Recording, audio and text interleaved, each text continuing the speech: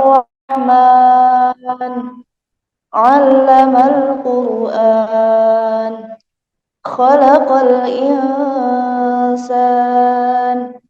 علمه البيان الشمس والقمر بحسبان والنجم والشجر يسجدان والسماء رفعها ووضع الميزان ألا تطغوا في الميزان وأقيموا الوزن بالقسط ولا تخسروا الميزان والأرض وضعها للأنام فيها فاكهة والنخل ذات الأكمام والحب ذو العصف والريحان فبأي آلاء ربكما تكذبان خلق الإنسان من صلصال كالفخار وخلق الجان من مارج من نار فبأي آلاء ربكما تكذبان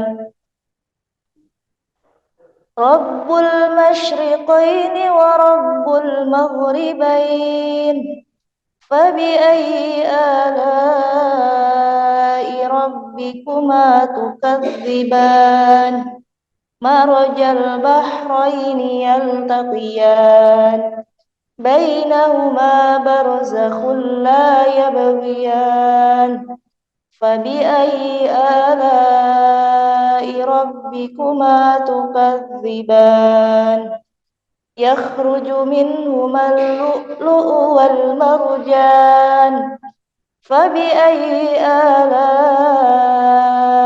ربكما تكذبان وله الجوار المنشآت في البحر كالأعلام فبأي آلاء ربكما تكذبان كل من عليها فان ويبقى وجه ربك ذو الجلال والإكرام فبأي آلاء ربكما تكذبان يسأله من في السماوات والأرض كل يوم هو في شأن فبأي آلاء ربكما تكذبان سنفرغ لكم أيها الثقلان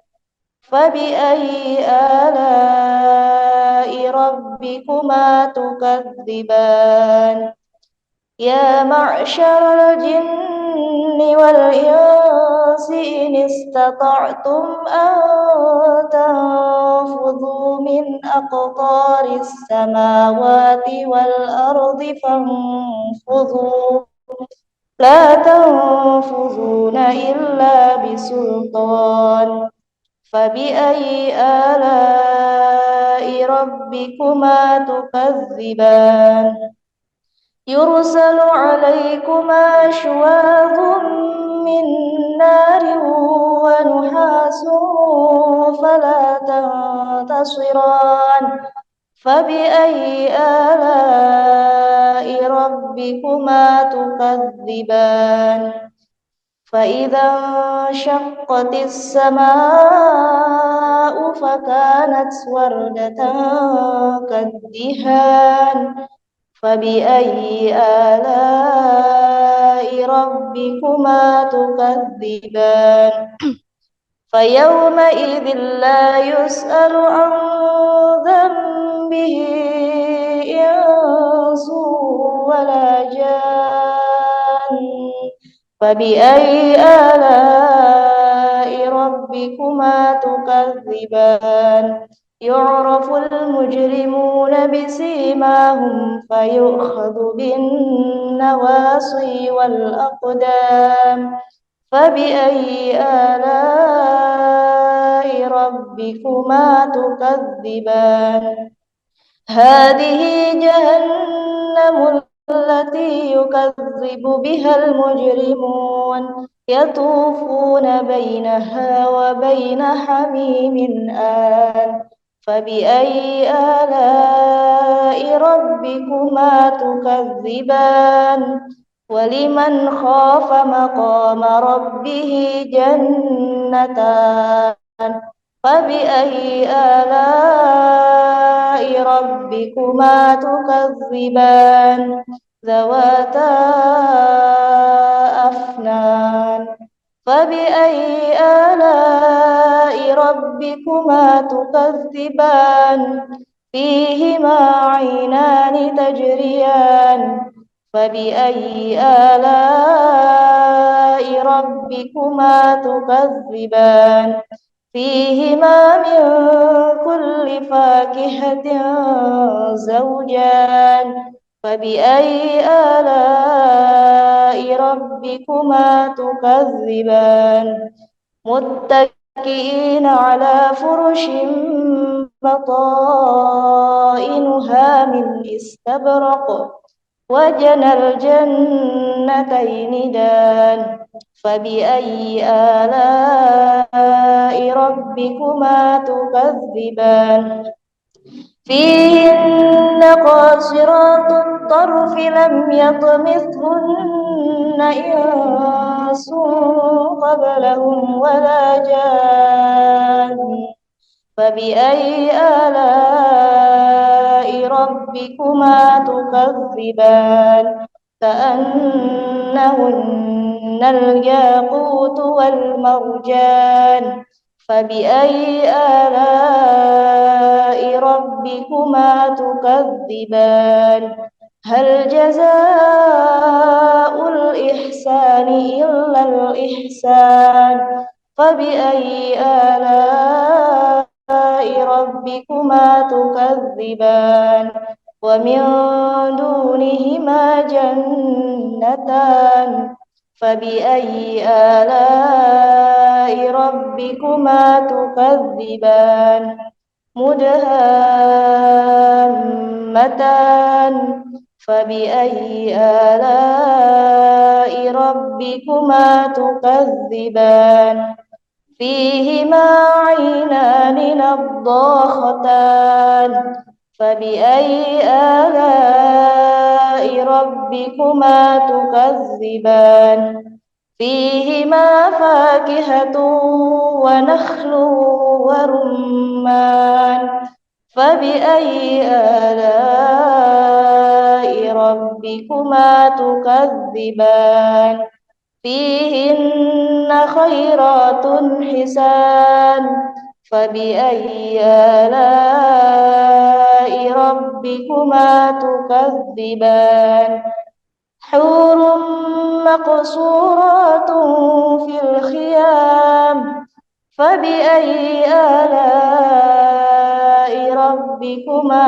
تكذبان لم يطمثهن إنس قبلهم ولا جان فبأي آلاء ربكما تكذبان متكئين على رفرف خضر وعبقري حسان فبأي آلاء ربكما تكذبان تبارك اسم ربك ذي الجلال والإكرام صدق الله العظيم.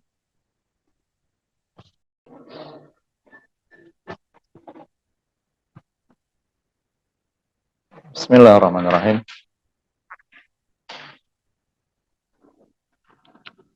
Assalamualaikum warahmatullahi wabarakatuh. Alhamdulillah, assalatu wassalamu ala rasulillah Sayyidina wa maulana Muhammad ibni Abdullah wa ala alihi wa sahbihi wa mawalah wa la hawla wa la quwwata illa billah amma ba'd. Ibu-ibu, bapak-bapak yang saya hormati, yang semoga dimuliakan oleh Allah Subhanahu wa taala, yang semoga tidak ada yang hadir di tempat ini kecuali Allah berikan panjang umur dalam keadaan sehat dan dalam keadaan istiqomah melaksanakan ibadah. Yang tidak ada datang ke tempat ini kecuali Allah ampunkan semua dosa-dosanya, Allah mudahkan semua urusannya, Allah cukupi semua hajat dan kebutuhannya, Allah tutup aib-aibnya, Allah sembuhkan dari berbagai macam penyakitnya. Barangkali yang masih memiliki hutang, Allah mudahkan untuk melunasi daripada hutang-hutangnya. Dan semoga Allah Subhanahu wa taala memberikan istiqomah kepada kita. Allah jadikan kepada kita keluarga yang sakinah, mawaddah warahmah, putra-putri kita, putra-putri yang soleh dan solehah, dijadikan sebagai penghafal Al-Quran yang mengamalkan isi kandungan Al-Quran, yang kelak bisa mempersembahkan mahkota cahaya di surga bagi kita sebagai orang tuanya. Dan sebagaimana kita berkumpul di tempat ini, semoga kelak Allah kumpulkan kita di surganya Allah Subhanahu wa taala. Amin amin ya rabbal alamin. Hadirin wal hadirat, hadani Allah wa iyyakum ajma'in.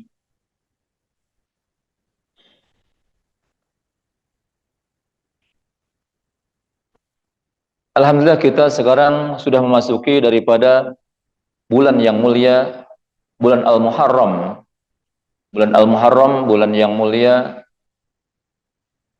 yang salah satu daripada bulan yang mulia yaitu bulan Al-Muharram. Yang saya kembali ulang lagi, dalam satu tahun itu jumlahnya ada seberapa bulan? Ada 12 bulan. Satu tahun itu ada 12 bulan. Yang mana ke-12 bulan ini, dari 12 bulan ini ada 4 bulan yang dimuliakan oleh Allah Subhanahu wa taala, yaitu Dzulqa'dah, Dzulhijjah, Al-Muharram dan Rajab. Kita ulang lagi nama-nama 12 bulan, akan selalu kita ulang-ulang supaya betul-betul hafal. Dicelik-celok pun hafal, tanpa melihat catatan yang sudah dicatat dulu, tanpa searching di HP, tanpa googling. Kita sebutkan daripada bulan-bulan Hijriah itu. Bulan Hijriah yang pertama bulan apa? Muharram. 2 Boida naon? Sofar. 3 Dzulqa'dah. Rabiul Awal. 4 5 6 7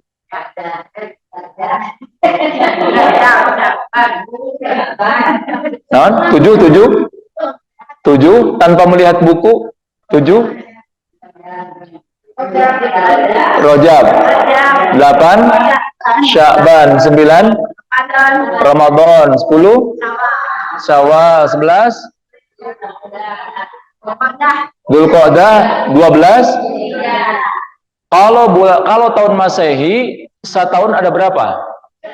12. Yang pertama Januari. 2 3 4 5 6 Ju 8 9 10 11 12. Bulan Masehi, tahun Masehi, bulan yang ke-8 bulan apa? Yang ke-8 bulan? Yang ke-8 bulan Agustus. Kalau yang ke-4 bulan apa? Kalau yang ke-6 bulan apa? Nuka 12 bulan apa? Nuka 10 bulan apa? Alhamdulillah, berarti masih normal, berarti masih bagus. Alhamdulillah. Akan selalu saya ulang-ulang, biar hafal terus, Masa orang Islam itu nggak hafal tahun sendiri gitu. Jadi tahun-tahun, dalam satu tahun itu ada 12 bulan Islam. Yang pertama Muharram. 2 Sofar. 3 4 5 genep, 7, 8, 8, 10, 11, 12. Bulan nu kalima naon nu kalima?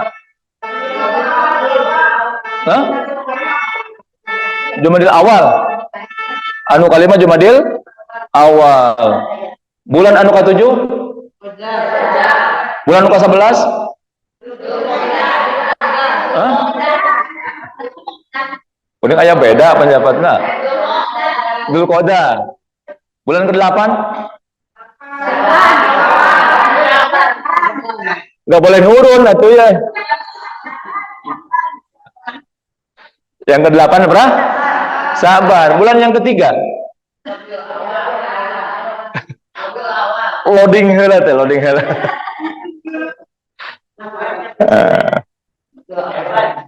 Baik, bulan yang ke-6?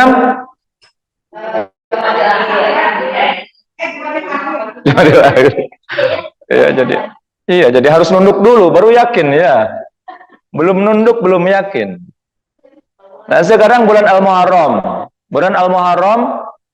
Bulan Muharram salah satu daripada bulan yang dimuliakan oleh Allah Subhanahu wa taala. Dan ada amalan yang istimewa di bulan Al-Muharram yang Nabi katakan bahwasanya Nabi mengatakan afdhalus siyam ba'da Ramadan syahrullahil Muharram. Sebaik-baik puasa setelah puasa Ramadan yaitu puasa bulan Allah, yaitu Al-Muharram, puasa Muharram. Jadi puasa di bulan Muharram mau tanggal 1, 2, 3, 5, 12, 17, 30 itu bagus semuanya. Kenapa Nabi katakan afdhalus siyam ba'da Ramadan? Sebaik-baik puasa setelah bulan Ramadan adalah puasa di bulan Muharram. Karena dulu zaman jahiliyah itu Nabi juga puasa di bulan Muharram. Nabi puasa di hari Asyura, ya maaf. Nabi puasa di hari Asyura. Jadi dulu itu puasanya hari Asyura. Kemudian ketika datang bulan Ramadan di tahun 2 Hijriah, Allah perintahkan untuk berpuasa di bulan Ramadan. Kutiba alaikumus syiyamu kama kutiba alal ladzina min qablikum la'allakum tattaqun. Diperintahkan, diwajibkan berpuasa di bulan Ramadan bagi orang-orang yang beriman, maka bulan puasa di hari Asyura itu tidak wajib lagi. Yang wajib hanyalah puasa di bulan Ramadan. Dan Nabi katakan bahwasanya sebaik-baik puasa, ini hadis sahih. Sebaik-baik puasa yang paling baik, afdhalus syiyam, puasa yang paling baik setelah bulan Ramadan yaitu puasa di bulan Allah, yaitu bulan Al-Muharram. Ini keutamaannya luar biasa. Tidak disebutkan keutamaannya ini itu, tapi puasa di bulan Al-Muharram itu semuanya baik, bagus semuanya. Mau Seninnya, mau Selasanya, mau Rabu, mau Kemisnya. Tanggal 1 boleh, tanggal 2 boleh, tanggal 9 boleh, tanggal 13 boleh. Itu semuanya bagus. Semuanya bagus. Nah, di bulan Al-Muharram. Ada yang lebih bagus lagi daripada itu semua. Dalam bulan Al-Muharram ada satu hari yang sangat istimewa. Ada satu hari yang sangat istimewa. Yang keistimewaannya bukan hanya dirasakan oleh umatnya Nabi Muhammad, tapi keistimewaannya ini dirasakan juga oleh umat-umat sebelumnya, bahkan nabi-nabi sebelumnya. Yang dalam hadis yang diriwayatkan oleh sahabat Abu Hurairah, hadis sahih sahabat Abu Hurairah, dalam kitab I'anatul Talibin, kitab fikih ya, kitab fikih. Jadi kalau kitab fikih itu sudah hukum. Kalau hukum, hadisnya tidak sembarangan. Hadis dhaif nggak bakalan dipakai di dalam masalah hukum. Apalagi hadis mungkar, apalagi hadis maudhu, hadis palsu nggak bakalan ada. Jadi kalau dalam fikih itu yang dipakai minimal hadis hasan. Jadi minimal hadis hasan, karena hadis itu kan ada hadis yang sahih, sahih bin nafsi, sahih bi ghairihi, kemudian ada yang hasan bin nafsi, hasan bi ghairihi, kemudian ada yang dhaif. Dhaif pun ada tingkatan-tingkatan. Nanti ada dalam masalah ilmu hadis itu, dalam mustalahul hadis itu ada tingkatan-tingkatan dan macam-macam hadis. Nah, yang dipakai oleh ulama-ulama fikih hanya hadis-hadis sahih dan paling minimal hadis hasan, hadis yang bagus, hadis hasan. Nah, disebutkan dari Abu Hurairah radhiyallahu bahwasanya Innallaha azza wa jalla iftara ala bani Israil sawma yaumin fi sanah wa huwa yaum Asyura. Sesungguhnya Allah mewajibkan kepada di antara Bani Israel puasa satu hari dalam satu tahun, yaitu puasa hari Asyura. Kenapa? Puasa hari Asyura itu al-yaum al-ashir minal Muharram.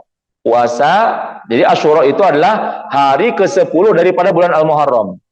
Fasumu wa wassiu ala iyalikum, kata Nabi. Fasumu, maka berpuasalah kalian di bulan Muharram itu, wa wassiu ala iyalikum, dan bahagiakanlah, berikanlah keleluasan kepada keluarga kalian.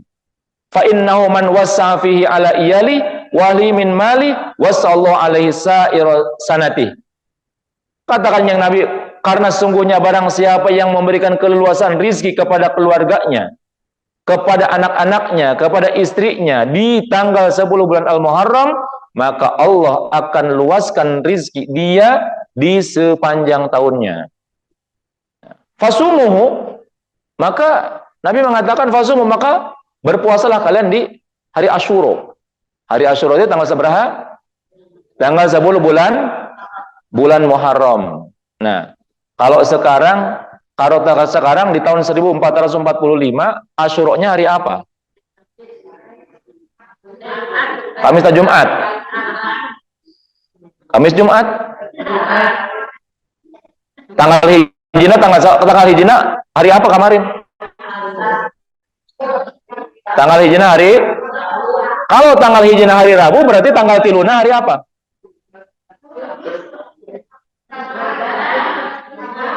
Kalau tanggal 1 hari Rabu, berarti tanggal 7 hari apa? Tanggal 7.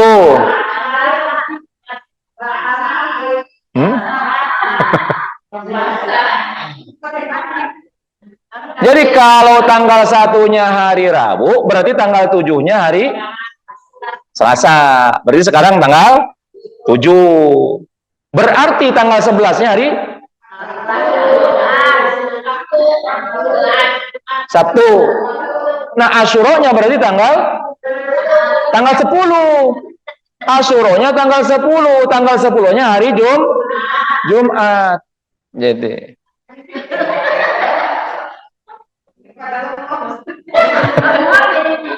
Jadi kalau jawab itu sesuai dengan pertanyaan. Jadi kalau Asyura itu untuk tahun ini hari Asyuranya tanggal berapa? Tanggal 10, yaitu hari Jumat. Jadi tanggal 10 hari Jumat. Liar cina Ustaz. Jangan liar ya. Udah Allah mata nyuruh liar ya. Jadi hari Asyura, kata Rasulullah, fa innahu, kenapa hari Asyura itu hari yang mulia? Fa innahu al-yaum alladzi taballahu fi ala Adam. Asyura itu hari di mana Allah menerima tobatnya Nabi Adam.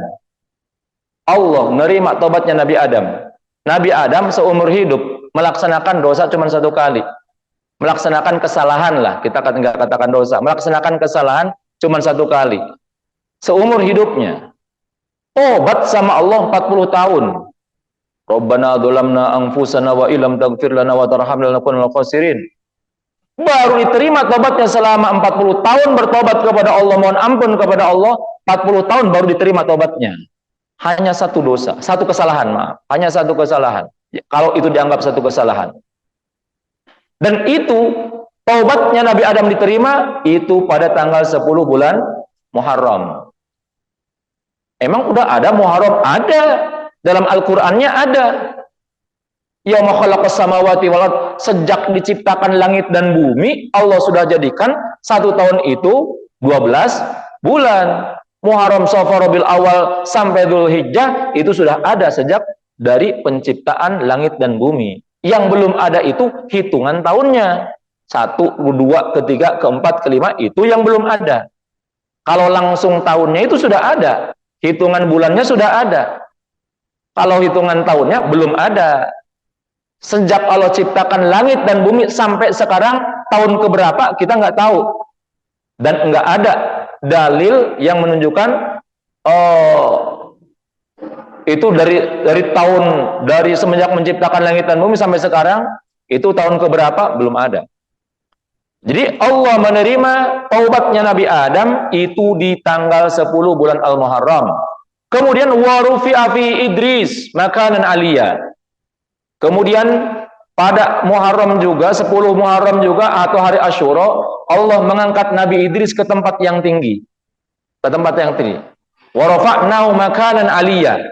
Dalam Al-Qur'an Allah, kami mengangkat Idris ke tempat yang tinggi. Itu terjadi pada hari Asyura atau tanggal 10 bulan Dzulhijjah. Kemudian wa akhraja Nuhan minas safinah. Di hari Asyura juga tanggal 10 bulan Muharram, maaf bukan Dzulhijjah, bulan Muharram. Itu Allah mengeluarkan Nabi Nuh, menyelamatkan Nabi Nuh, mengeluarkan dari safinah, dari kapal. Jadi setelah angklung-angklungan itu apa bahasa Indonesianya? Setelah mengangklung ya. Oh ya, terkatung-katung ya. Setelah terkatung-katung di atas banjir yang mana saat itu banjir seluruh dunia. Sadunia banjir semua. Saat itu sadunia banjir semua. Sadunia banjir. Setelah Nabi Nuh dan orang-orang yang beriman dan juga hewan-hewan di situ ngangklung di atas banjir, kemudian wastawat alal judi. Kemudian berlabuh di Gunung Al-Judi. Gunung Al-Judi itu daerah Jeddah. Jadi kalau kita lewat itu suka ada ini katanya Hawa, ini itu daerah Judi. Ada di daerah Jeddah itu Gunung Judi namanya. Wastawat alal Judi, kemudian berlabuh di Gunung Judi, kemudian turun dari kapal, itu terjadi pada tanggal 10 bulan Al-Muharram atau hari Asyura. Kemudian wanaja Ibrahim minan nar. Allah menyelamatkan Nabi Ibrahim dari api, itu terjadi pada bulan Muharram, tanggal 10 bulan Muharram atau disebut dengan hari Asyura. Itu yang bakar Nabi Ibrahim siapa? Raja apa? Yang bakar Nabi Ibrahim raja apa? Raja Namrud atau Fir'aun? Namrud bukan Fir'aun. Oh, Fir'aun Musa ya. Berarti Raja Namrud ya. Raja Namrud. Kemudian wa anzalallahu fi at-Taurat ala Musa. Allah nurunkan kitab Taurat kepada Nabi Musa itu juga pada Asyura, tanggal 10 bulan Muharram. Wa anzalallahu fi Taurat wa akhraja fi Yusuf minas sijni. Allah mengeluarkan Nabi Yusuf dari penjara itu pada tanggal 10 bulan Muharram. 10 bulan Muharram. Itu dikeluarkan, dikeluarkan dari itu awal kebahagiaan Nabi Yusuf itu ketika keluar dari penjara. Itu enggak ada kesulitan lagi setelah keluar dari penjara. Enggak ada fitnah lagi setelah itu. Nah, itu Nabi Yusuf masuk penjara kenapa? Difitnah kenapa? Dianggap dia mau memperkosa istri daripada Perdana Menteri. Dianggap mau memperkosa istrinya Perdana Menteri. Itu Nabi Yusuf. Bertahun-tahun itu lama dihitungnya. Lama di dalam penjaranya, lebih dari 7 tahun. Nabi Yusuf itu di penjaranya. Nah, dan dikeluarkan dari penjara pada tanggal 10 bulan Muharram. Warudda fi ala Yaqub basarahu. Kemudian Allah mengembalikan penglihatan Nabi Yakub. Allah mengembalikan penglihatan Nabi Yakub itu juga di hari Asyura. Nabi Yakub itu siapa? Bapaknya Nabi Yusuf. Sempat buta. Dalam satu riwayat disebutkan sempat buta Nabi Yakub. Kenapa buta? Karena nangis. Ingat aja sama Nabi Yusuf, sama putra kesayangannya. Jadi Nabi Yusuf direkayasa oleh saudara-saudaranya karena merasa iri, kemudian dibuang di hutan, kemudian dimasukkan ke dalam sumur, kanyawanku orang-orang kukafila, kemudian diambil, kemudian dijual kepada mereka, dijadikan budak. Nah, dibawa. Mereka saudara-saudaranya bilang kepada ayahnya, kepada Nabi Yakub bahwasanya Yusuf dimakan serigala. gitu. Tapi Nabi Yakub nggak percaya. Jadi nangis aja, ingat aja sama Nabi Yusuf. Sampai kemudian ketika Nabi Yusuf sudah menjadi Perdana Menteri, kemudian menjadi Menteri Perekonomian saat itu, saudara-saudaranya itu datang untuk meminta makanan di situ, kemudian akhirnya kenal bahwa ini adalah Yusuf. Kemudian Nabi Yusuf sampaikan salam kepada bapak, dan ini tempelkan jubah ini kepada wajah bapak saya, maka nanti dia akan bisa melihat. Ya tibasyiro. Dalam Al-Quran seperti itu. Akhirnya dibawa oleh saudara-saudaranya itu, begitu sampai dirungkupkan karena wajahnya, maka saat itu Nabi Yakub kembali bisa melihat. Dan itu terjadi pada hari Asyura. Wa fi kashfudur an Ayyub. Dan di hari Asyura juga Allah menghilangkan kesulitan dari Nabi Ayub. Allah kesulitan dari Nabi Ayub. Nabi Ayub itu nabi yang ideal ya. Udahlah cakep, gagah, kaya, kepala suku, istrinya cantik, anaknya banyak, laki-laki semua. Dan itu kebanggaan. Anak-anaknya banyak, laki-laki semua. Itu kebanggaan. Pokoknya hebat. Ideal banget. Nabi Ayub itu ideal banget. Cakep, gagah, ganteng, bager, soleh. Kemudian istrinya cantik, anak-anaknya banyak. Kemudian hartanya banyak. Pokoknya ideal. Dan soleh. Makanya iri itu si setan. Akhirnya digoda, akhirnya ditimpakan musibah, ditimpakan ujian dalam masa 3 hari. Hari yang pertama semua kekayaannya ludes, terbakar semua. Hari yang kedua rumahnya ambruk, anak-anaknya meninggal semua. Hari ketiga Nabi Yusuf sakit. Nabi Ayub sakit. Nabi Ayub sakit terus sakitnya. Berapa tahun sakitnya? Lama pokoknya lama. Hampir 20 tahunan. Sakitnya hampir 20 tahunan. Dan ketika sakitnya itu bukan sakit biasa ya. Sakitnya bukan sakit biasa. Kayak sakit menular-menular gitu sehingga dikucilkan dari kaumnya. Sampai kemudian Nabi Ayub itu istrinya itu sempat bilang kepada Nabi Ayub, wahai Ayub, engkau adalah nabi. Kau berdoa kepada Allah minta sembuh. Insya Allah kau kan nabi, pasti diijabah oleh Allah. Kata Nabi Ayub, saya sakit udah berapa lama? 18 tahun. Dulu saya sehat berapa lama? 20 tahun. Saya malu sama Allah. Baru dikasih sakit, baru dikasih ujian 18 tahun. Dulu saya sehat 20 tahun. Malu kalau minta sama Allah, minta sehat. Sama dengan kita gitu, malu minta sehat sama Allah ya. Kalau dihitung sakit sama sehatnya kan, lama sakitnya apa lama sehatnya kita? Lama sehatnya. Akarek dikasih sakit 2 bulan aja Gusti. Ya Allah, sembuhkan atuh Gusti.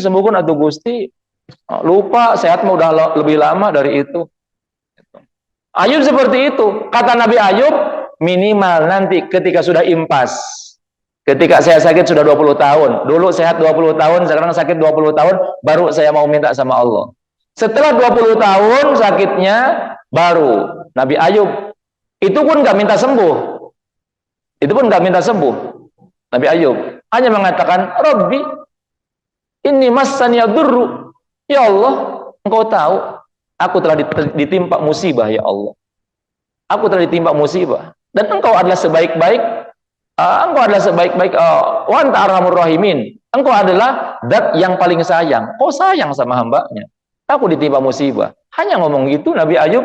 Kemudian oleh Allah, wahai Ayub, kata Jibril, wahai Ayub, hentakkan kakimu ke tanah. Begitu dihentakkan kakinya ke tanah, keluar air. Mandilah dan minumlah dari situ. Setelah minum dan mandi, kembali sembuh. Setelah sembuh, kemudian semua hartanya balik lagi. Orang-orang pada bergerombol datang ngasih hadiah kepada Ayub. Karena Nabi Ayub itu kan disegani, dihormati. Senang ketika mendengar Nabi Ayub sembuh. Orang-orang yang punya kebo dikasihkan kebonya, yang punya ontak dikasihkan ontanya, yang punya rumah dikasihkan ontak rumahnya, yang punya kebun dikasihkan kebunnya. Sampai harta Ayub itu jauh lebih banyak daripada sebelum tertimpa musibah. Dan kemudian setelah itu dengan istrinya, hubungan suami istri lagi, dan anaknya juga diberi 22 kali lipat oleh Allah Subhanahu wa taala. Yang tadinya 12 menjadi 24 anaknya Nabi Ayub.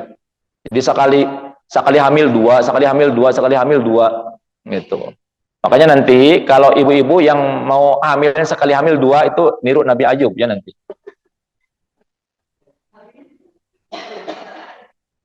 Jadi enak, sakitnya cuma 1 kali, dapatnya 2 gitu.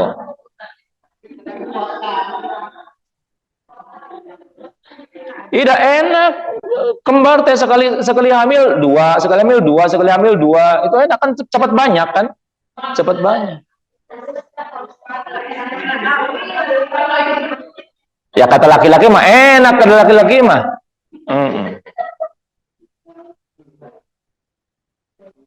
Dan itu terjadi pada hari Asyura. Wa fi akhraja Yunus min batnil hut. Dan di hari Asyura juga Allah mengeluarkan Nabi Yunus dari perut ikan, dari perut hiu, dari perut hut, al-hut. Setelah dibawa berhari-hari di kedalaman yang sangat dalam, yang kemarin Nanggala saja nggak bisa sampai ke bawah. Ini al-hut itu sampai ke bawah, ke dasar lautan. Kan dasar lautan itu gelap di atas gelap, kegelapan di atas kegelapan. Itu makanya Nanggala itu apa, kapal selam ya, kapal selam karena terlalu dalam nggak kuat bocor, akhirnya tenggelam. Gitu. Itu kapal selam aja tenggelam. Itu Nabi Yunus dikeluarkan dari perutnya ikan itu di tanggal 10 bulan Al-Muharram. Kemudian wa fi falaqal bahr li Bani Israil. Pada bulan Al-Muharram juga Allah menyelamatkan Bani Israel, Nabi Musa dan Bani Israel diselamatkan dari kejaran musuh, dari kejaran Fir'aun. Itu terbelahnya lautan itu terjadi pada hari Asyura. Jadi ketika Nabi Musa dan Bani Israel, Fir'aun sudah bersumpah untuk membinasakan semua Bani Israel. Bani Israel itu kan dijajah oleh Fir'aun untuk membinasakan. Kemudian akhirnya lari Nabi Musa beserta dengan Bani Israel, lari dikejar oleh Fir'aun. Begitu sampai di Laut Merah, bingung. Mau terus ke sana, lautan di belakang, Fir'aun mau ngejar, bingung. Nabi Musa nanya kepada Gusti Allah, ya Allah, ini gimana? Kata Allah, pukulkan tongkatmu kepada laut, maka begitu dipukulkan, laut menjadi terbelah. Nabi Musa dan Bani Israel dan kaumnya lewat jalan, melalui jalan tersebut. Jadi laut itu menyingsing gitu. Jadi begitu kasuaikeun, jalan lurus ke sana. Nabi Musa terus jalan dengan Bani Israel. Fir'aun itu terus ngikutin. Begitu Fir'aun ngikutin, pas lewat laut sana, Nabi Musa udah nyebrang, itu si laut yang tadinya menyingsing, yang menjadi seperti tembok, kemudian langsung ngahiji deui, ceger. Langsung itu Fir'aun dan pasukannya itu dihantam oleh air laut sampai semua berdarah semuanya. Itu jadi dihantaman air laut itu kencang banget, sampai keluar darah, muncat semua darahnya. Sampai laut itu menjadi merah karena darahnya Fir'aun dan pasukannya. Darahnya Fir'aun dan pasukannya. Itu makanya laut itu disebut Laut Merah. Kalau sekarang nggak merah. Jadi berbatasan dari Jeddah ke Mesir, itu Laut Merah. Nah, itu sekarang mah tidak merah, jadi normal. Kenapa disebut Laut Merah? Karena dulu ketika Fir'aun dan pasukannya itu dihantam dengan ombak tersebut, itu darah ke sana kemari sampai air laut itu menjadi merah karena bercampur dengan darah. Bercampur dengan darah. Ini kekuasaan Allah Subhanahu wa taala. Nah, kemudian wa fi ghufira li Daud, wa fi utiyallahu al-mulka li Sulaiman. Di Asyura ini juga Allah memberikan kembali kerajaannya Nabi Sulaiman. Jadi kerajaan Nabi Sulaiman itu sempat hilang. Kerajaan Nabi Sulaiman itu sempat hilang. Jadi Nabi Sulaiman itu memiliki salah seorang istri. Jadi satu ketika ada seorang penaklukannya, ada satu kerajaan dia mempunyai anak, si rajanya itu punya anak cantik. Begitu ditaklukkan oleh Nabi Sulaiman, Ini kerajaan ini menyembah patung berhala.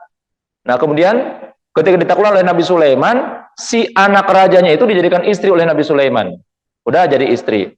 Nah, istri muda Nabi Sulaiman. Karena Nabi Sulaiman istrinya berapa? 1000. Istrinya 1000. Nabi Sulaiman istrinya 1000. Dan setiap malam kebagian semua. Setiap malam. Atau kumaha. Walau alam kumaha. Karena Nabi mah kuat. Nabi mah diberi kekuatan oleh Allah. Ya, coba baca kitab-kitab tafsir. 1000. Jangan pengen yang ke 1001 ya. Nabi Sulaiman udah nggak ada. Nah, ada satu itu yang istri mudanya itu cantik, itu istri anak raja. Dia itu kemudian minta izin kepada Nabi Sulaiman, ingin bertemu dengan ayahnya, kangen dengan ayahnya. Ya nggak bisa karena ayahnya kan jauh. Akhirnya dia minta izin kemudian membuat patung karena saking untuk mengobati kerinduan kepada ayahnya, dibikinlah patung ayahnya. Dibikin patung ayahnya di kamarnya. Nah, Nabi Sulaiman nggak tahu. Nah, karena gara-gara itu ditegur oleh Allah Subhanahu wa taala, Nabi Sulaiman itu punya cincin dan walau alam dalam ceritanya seperti itu. Kekuatannya itu di cincin. Bukan berarti kita mengatakan bahwa cincin punya kekuatan, enggak. Itu dia punya cincin, dan ketika setiap cincin itu karena ada asmaul mu'azzam, nama-nama yang diagungkan, enggak boleh dibawa ke tempat kotor. Nabi Sulaiman ketika akan masuk ke WC, itu cincinnya biasa dititipkan kepada istrinya. Nah, satu ketika ada satu jin yang ingin merebut kekuasaan Nabi Sulaiman. Ketika Nabi Sulaiman masuk ke WC, cincinnya diberikan kepada istrinya, istri yang paling dipercaya oleh beliau. Kemudian jin itu dia membentuk seperti Nabi Sulaiman. Dia keluar dari WC, "Woi istriku, sini kan, itunya cincinnya." Ya karena yang dilihat Sulaiman dikasihkan. Nah, si jin itu mempunyai kekuatan sehingga dia itu menempati singgasananya Nabi Sulaiman. Nabi Sulaiman begitu keluar, ini siapa gitu? Kok mirip Sulaiman? Ini orang-orang yang ngaku-ngaku, kata jin itu, karena si jin itu kan mirip Sulaiman. Akhirnya Nabi Sulaimannya itu diusir dari kerajaan. Dia jalan-jalan kemana gitu, kata langsara, kemudian kata langsara itu apa? Kata langsara itu sengsara lah, susah terlunta-lunta. Lama berhari-hari, berminggu-minggu jalan. Nah, si jin itu satu ketika dia lagi jalan-jalan, bisa terbang, dia terbang. Begitu pas dia terbang, itu si cincinnya itu murag. Murag itu apa? Oh, jatuh. Murag ke laut ya. Murag ke laut pas ayah laut disantrok ke laut. Kemudian ku ikan. Setelah itu kemudian dia lemah lagi. Kemudian ketika sudah disantrok ku ikan, nah ada seorang nelayannya itu dia itu pas mancing dapat ikan cuma satu-satunya. Pas Nabi Sulaiman ke sana, pas nelayan baru datang, kemudian Nabi Sulaiman ikut kerja, saya mau ikut kerja dong di kamu. Ikut kerja, akhirnya setelah ikut kerja oleh si nelayan itu, dia dikasih upah oleh nelayan, upahnya ikan, satu ikan. Ikan itu kemudian ketika dibuka oleh Nabi Sulaiman, ternyata ada cincin Nabi Sulaiman. Dipakai lagi oleh Nabi Sulaiman. Sakti lagi Nabi Sulaiman. Balik lagi ke sana, direbut lagi kerajaannya. Dan itu kembalinya kerajaan Nabi Sulaiman, itu terjadi pada hari Asyura atau tanggal 10 bulan Muharram. Kemudian pada hari tanggal 10 juga, wa fi hadzal yaum ghufira li Muhammadin. Pada tanggal 10 bulan Muharram juga Allah mengampuni dosa Nabi Muhammad. Ma taqaddama min dzambi wa ma ta'akhkhar. Baik dosa yang dulu ataupun dosa yang akan datang, kalau ada udah dapat jaminan ampunan dari Allah Subhanahu wa taala. Dan ini keistimewaannya dari Nabi Muhammad, diampuni, dapat ampunan dari Allah Subhanahu wa taala. Jadi Nabi Muhammad itu secara enggak ibadah pun, mau maksiat berapa kali pun, Nabi Muhammad udah dapat jaminan ampunan. Tapi Nabi Muhammad semakin dapat jaminan ampunan, semakin rajin beribadahnya, semakin bersyukur kepada Allah Subhanahu wa taala. Tahu diri Nabi Muhammad. Yang dalam surat Al-Fatah itu liyaghfira lakallahu ma taqaddama min dambi wa ma ta'akhkhar.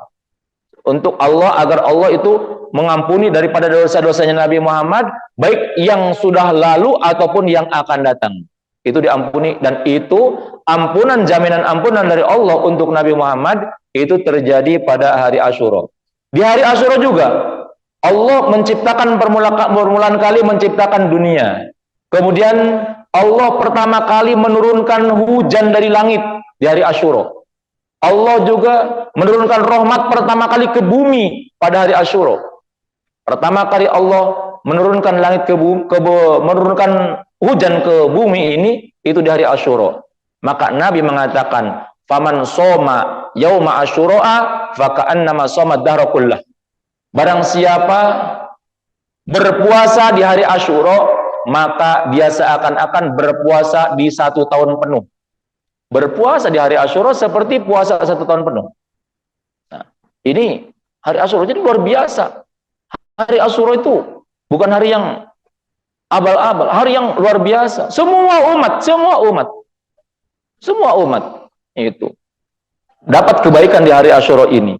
Makanya Nabi perintahkan kepada para sahabat untuk berpuasa di hari Asyura. Nabi yang perintahkan, dan Nabi yang beri contoh. Nabi pun berpuasa. Nah, disebutkan puasa hari Asyura 1 hari itu pahalanya seperti puasa 1 tahun. Maka kalau ada orang kerja umpamanya, kalau ada orang kerja, dia bisa kerja di mana saja. Dia kerja tuh tarifnya, upahnya itu sehari 100.000. Kerja umpamanya bantu-bantu, atau kerja ngaduk, atau kerja bangunan, atau apa. Sehari 100.000. Kadang kerja di fulan, kadang di A, kadang di B, kadang di C, kadang.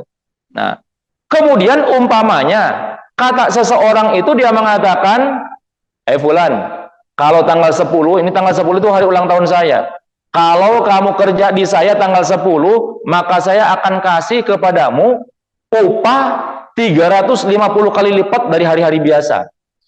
Setahun berapa hari? 354-an lah. 354. Sebulan seberapa hari? 30 kali 12. Bulan Hijriah itu ada yang bulan Masehi itu Hijriah itu ada yang 29. Banyak yang 29, sekitar 6 atau 7 itu 29 hari. Itu. Jadi sekitar 354, guys, 350 we. Umpamanya ada orang yang menawarkan, kalau pas hari Asyura, kalau pas tanggal 10 Al-Muharram, kamu kerja di saya, gajinya 350 kali lipat dari gaji standarmu. Maka demi Allah, pasti dia akan mau. Pasti, nggak mau ditinggalkan. Ini kita berpuasa sehari di hari Jumat, sehari akan dinilai ku Allah seperti 350 hari. Lama gitu, 350 hari. Sama dengan berapa jam tuh? Sehari. Maka demi Allah sayang kalau kita nggak puasa di hari Asyura. Tapi gini, Nabi katakan dalam hadis yang lain, Nabi itu datang ke Madinah. Begitu Nabi datang ke Madinah, Nabi temukan di Madinah itu orang-orang Yahudi berpuasa. Nabi nanya, Yahudi, kalian kenapa kalian puasa? Kata orang-orang Yahudi, oh, ini hari yang istimewa bagi kami. Karena pada hari Asyura ini dulu Nabi kami Musa dan Bani Israel diselamatkan oleh Allah dari Fir'aun. Maka kami berpuasa. Kata Nabi, nahnu aula. Kami lebih berhak daripada orang-orang Yahudi, lebih berhak daripada Nabi Musa untuk bergembira, untuk berpuasa di hari ini. Maka Nabi melaksanakan puasa di hari Asyura, dan Nabi perintahkan sahabat agar berpuasa di hari Asyura.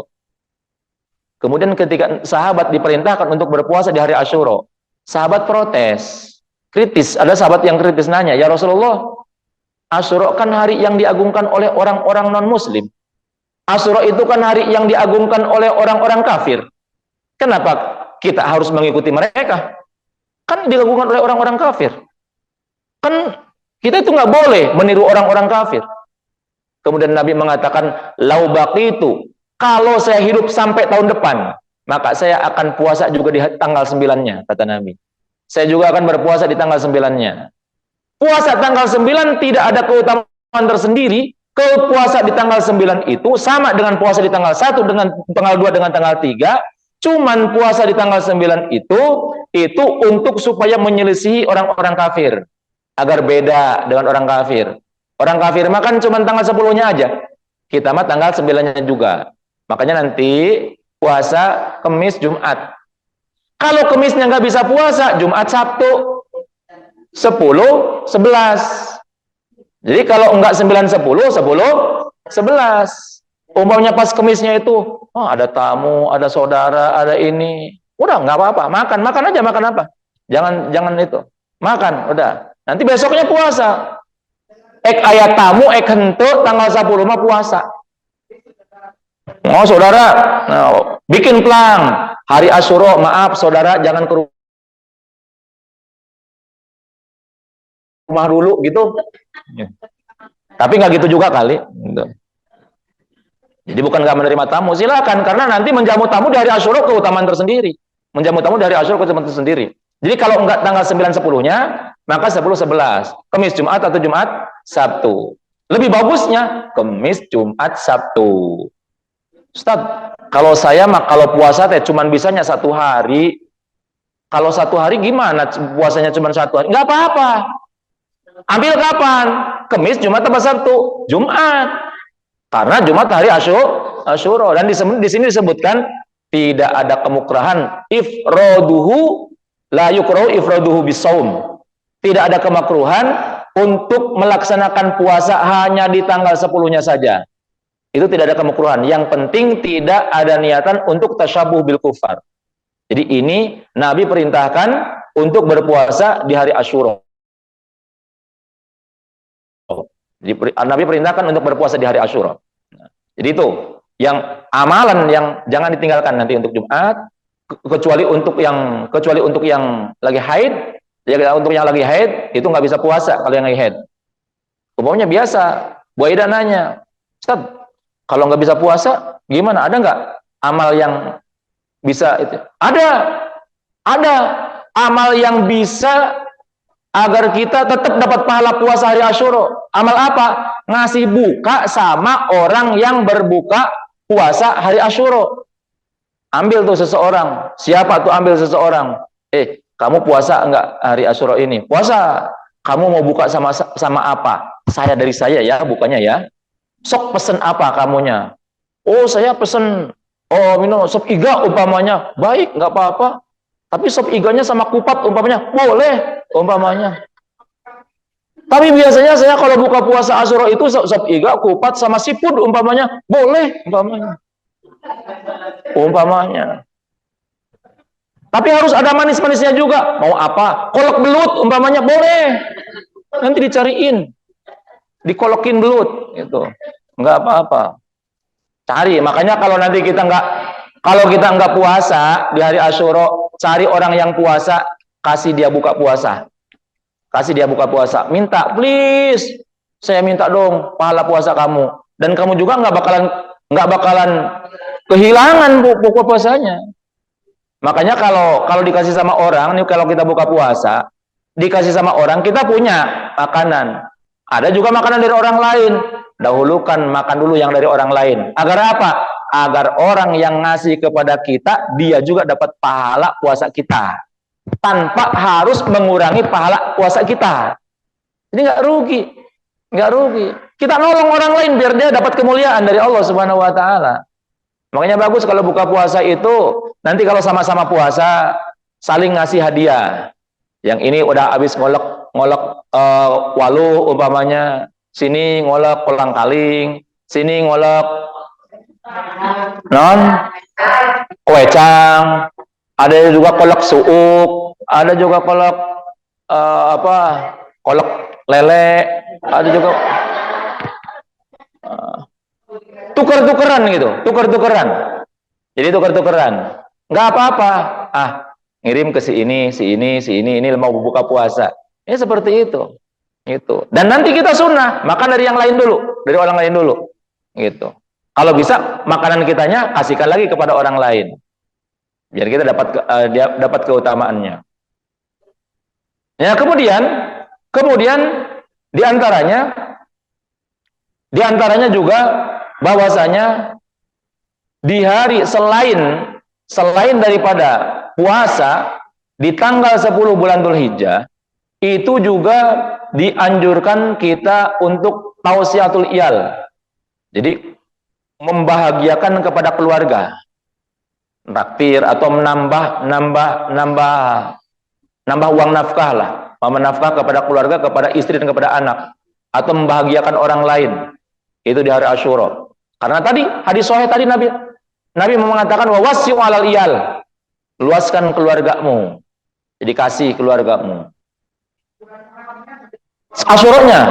Ini Asyuranya. Jadi kalau yang kekhususannya Asyura, kalau yang di bulan Muharramnya umum. Amal apapun. Kalau yang khusus bulan Muharram itu hanya puasa. Tapi amal soleh apapun itu dilipat gandakan di bulan Al-Muharram. Karena itu termasuk Ashhurul Hurum. Nah, disebutkan bahwasanya faidatun ukhra dalam kitab I'anatul Talibin disebutkan faidatun ukhra ruya ana faqiran kana lahu iyalun fi yaumi Asyura. Diriwayatkan bahwasanya ini kisah nyata. Disebutkan dalam kitab fikih ya. Diriwayatkan bahwasanya ada seorang fakir, lahu iyalun, dia memiliki keluarga. Orang fakir, orang miskin, dia memiliki keluarga. Dia berpuasa di hari Asyura, fi yaumi Asyura. Fasbahu wa iyalu siyaman. Tapi ketika dia berpuasa di hari Asyura, dia berpikir, nanti saya buka mau dengan apa? Nanti buka saya mau dengan apa? Dia berpikir terus, bukannya dengan apa ya? Nyari kerja, nyari penghasilan, nggak ada. Akhirnya dia kemudian lewat, ada seorang Suairofi, ada seorang saudagar, orang kaya, orang soleh, orang kaya, orang muslim, soleh, dia kaya. Kemudian si orang ini itu Suairofi, jadi tukang emas lah, tukang emas, perak, itu perhiasan, penukaran uang, gitu, semacam gitu. Nah kemudian si orang fakir ini datang, wahai tuan, saya berpuasa di hari Asyura ini, saya mau minjem, mau ngutang 1 dirham untuk makan saya dan keluarga saya. Kemudian Suairofinya itu dia mengatakan, ngapain? Enggak dipedulikan, enggak dikasih. Sehingga dia sedih, si orang fakir ini. Dia sedih, dia murung, dia kembali. Begitu kembali, dia ketemu dengan seorang Yahudi. Si Yahudi ini tetangganya si saudagar muslim tadi. Ditanya sama si Yahudi, "Hei fulan, kamu kok kelihatan sedih? Tadi aku lihat engkau sedang ngobrol dengan saudagar muslim, tetangga saya. Ngobrol apa?"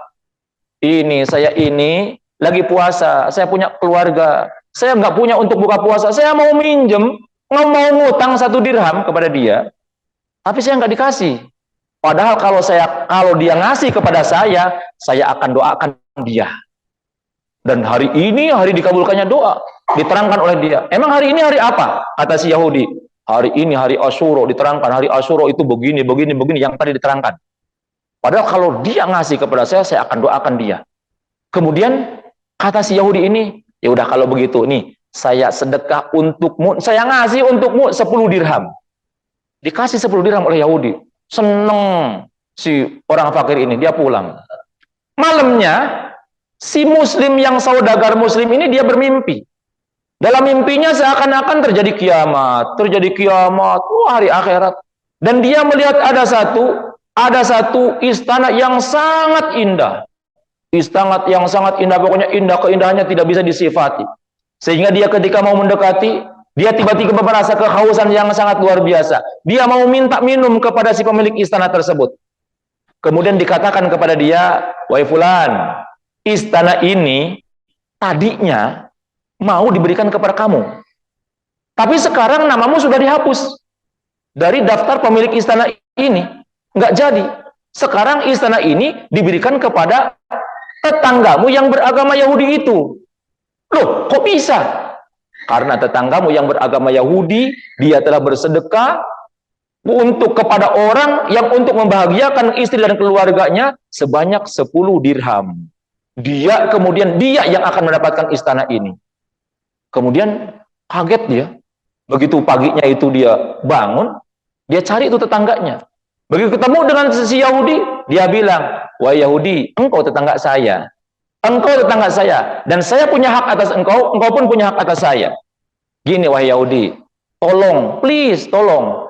Saya berikan kepada saya akan beli pahala sedekah 10 dirham yang kau kemarin berikan kepada orang fakir, saya akan beli dengan harga 100 dirham. Pahalanya, tapi pahalanya untuk saya." Kata si orang kaya ini, si muslim ini. Kata si Yahudi, "Enggak bisa. Demi Allah saya enggak memberikannya. Seandainya engkau mau minta izin kepada saya untuk memasuki rumah saya, untuk memasuki istana yang indah di surga itu, demi Allah saya akan enggak bakalan izinkan engkau. Yang istana yang tadi malam kau impikan itu, demi Allah saya enggak bakal izinkan." Tambah kaget si muslim. "Loh, kamu kok bisa tahu saya tadi malam bermimpi?" "Iya, karena Allah yang Maha Pengasih telah memberikan tahu kepada saya melalui ilhamnya. Tadi malam saya juga telah bermimpi dengan mimpi yang sama, dan saya diberitahukan bahwasanya itu adalah untuk saya dikarenakan apa? Dikarenakan saya telah membantu dan memberikan sedekah kepada orang di hari Asyura. Di hari Asyura, kemudian dengan keberkahan itu, maka Allah berikan pahala kepada saya, berikan hadiah kepada saya. Inni asyhadu alla ilaha illallah wa anna Muhammadar Rasulullah. Saya bersaksi tidak ada Tuhan selain Allah, dan saya bersaksi Muhammad adalah utusan Allah." Bersyahadat dia. Orang Yahudi ini bersyahadat. Karena apa? Karena dia mengagungkan hari Asyura dengan bersedekah kepada orang yang akan berbuka puasa di hari Asyura, untuk membahagiakan keluarganya di hari Asyura. Makanya Syekh Abu Bakar bin Syato mengatakan, memberikan komentar, pengarang kitab ini memberikan komentar bahwasanya ini dilakukan oleh orang Yahudi, orang non-Muslim, oleh orang kafir. Allah karena keberkahannya dia dengan tulus ikhlas membantu orang lain di hari Asyura, Allah berikan hadiah kepada dia, Allah muliakan dia dengan masuk Islam. Bagaimana apabila yang mengagungkan dan memberikan hadiahnya itu keluar dari seorang Muslim? Maka lebih hebat lagi yang akan didapatkan. Oleh karena itu, di hari Asyura, maka jangan lewatkan. Ini nanti udahlah hari Jumat juga, Jumat berkah juga, dan Jumat itu hari istimewa buat kita. Walaupun kalau bukan hari Asyura, Jumat itu kan makruh. Kita hanya ifradus shaum, hanya melaksanakan puasa hari Jumat saja, itu makruh. Tapi ketika ini hari Asyura, maka tidak makruh. Walaupun bagusnya digandeng ya, digandeng Kamis Jumat atau Jumat Sabtu. Tapi kalaupun umpamanya tidak bisa kecuali hanya hari Jumatnya, itu juga tidak mengapa. Tapi diusahakan mah Jumat Sabtu atau Kamis Jumat. Itu. Semoga Allah berikan taufik hidayah kepada kita sekalian. Allah berikan panjang umur kepada kita dalam keadaan sehat, dalam keadaan kuat, dan yang paling penting Allah tanamkan kecintaan kita untuk melaksanakan ibadah kepada Allah, kecintaan kita kepada Allah, kepada Rasulnya, dan Allah berikan kekuatan, keinginan, kekuatan yang kuat untuk senantiasa mengisi hari-hari ini dengan ibadah kepada Allah Subhanahu wa taala. Aku qouli hadza, subhanakallahumma wa bihamdika asyhadu an la ilaha illa anta, astaghfiruka wa atubu ilaik. Wassalamualaikum warahmatullahi wabarakatuh.